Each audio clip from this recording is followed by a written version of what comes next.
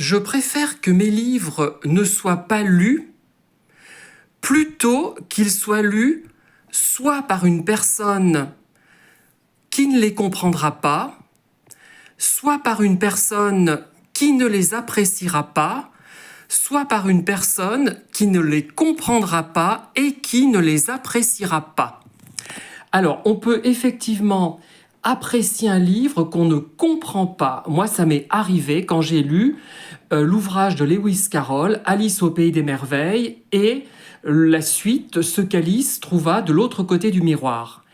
Quand je l'ai lu, j'étais, je sais pas quel âge j'avais, 12-13 ans, peut-être, je ne sais même pas exactement, hein, je veux dire une bêtise, eh bien, je n'avais pas vraiment compris beaucoup de remarques, mais je trouvais ça fascinant. Il y avait quelque chose qui était étrange, fascinant, extraordinaire. Et d'ailleurs, le fait de ne pas les comprendre augmentait peut-être ma fascination. Donc, il ne faut pas forcément croire que on va apprécier un livre parce qu'on le comprend ou ne pas apprécier un livre parce qu'on ne le comprend pas. Il y a quand même quelque chose qui passe sur un livre intéressant qui est riche.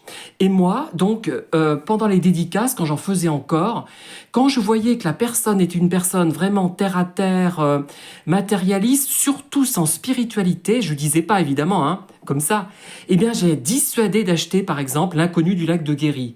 Je la dirigeais plutôt vers Lettres à ma mère, les lettres de prisonniers de guerre. Vous voyez, là, il n'y a rien à comprendre, c'est bête comme chou, con comme la lune, comme on disait de mon temps, hein. Il n'y a rien à comprendre. Ou alors, c'est comme les romans terroirs, il n'y a rien à comprendre. Tout le monde comprend parce qu'il n'y a rien à comprendre, tout simplement. Voilà, il faut le dire, hein.